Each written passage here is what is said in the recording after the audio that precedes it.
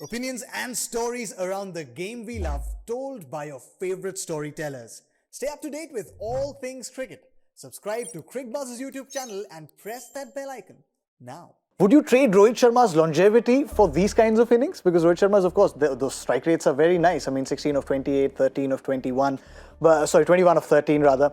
But the one thing that's compromising on then is the longevity of Rohit Sharma. We've seen him build that platform and then score some big innings. I mean, score those big runs. But at what strike rate?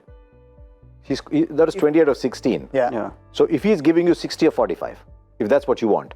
But if you're playing and that's fine if you're playing a 155, 160 game. But if you're playing a 180, 185 game, and one player is giving you 60 or 45, everybody else has to score at a 190 strike rate. Yeah. Oh, yes. Yeah. So if one person's allowed to score at 135, 140 strike rate and bat that many balls, then you're very good getting the substance, but you're playing a 160 game there. Then you can't play a 185 game there because then everybody else, if your weighted average has to get you to 180, then everybody else has to play the remaining 75 balls, right? Yeah. 60 or 45 balls, you got 75 left. In those 75 balls, you've got to get 120. Yeah, correct. So you're already talking of a 180, 190 strike rate already. So everybody else then has to play like that.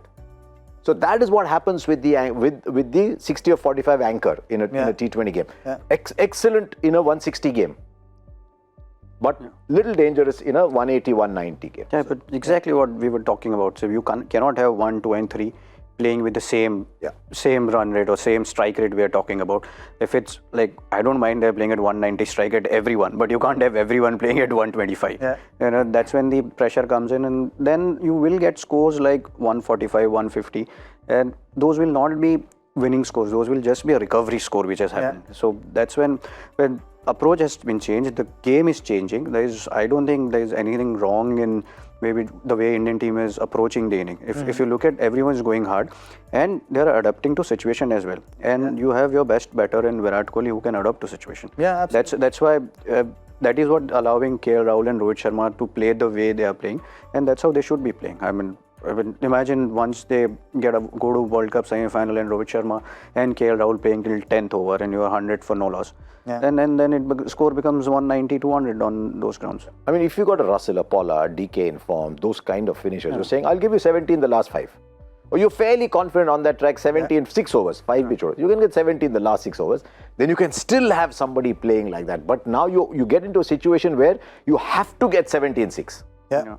If you don't get 70 in 6, you're falling short. That's trouble. Yeah, correct. So which is why it's important. What they're saying is, I mean, even if the acceleration happens in the latter half of an innings, the first half where you used up balls, those balls are used up still. They don't come back. They don't come back. Exactly. There was a great example in Rajasthan Royals game where Butler was 40 of 40.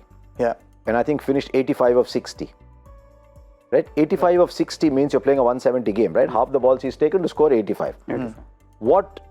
What it did every single time Butler did that, Rajasthan Royals lost because those 40 balls don't come back. Precisely. So in those 40 balls, what would you have expected a batsman to score versus in the last 20 balls, what would you have expected someone to score? In the last 20 balls, if you said 30, 35 is what I expected, he's given you 10 more.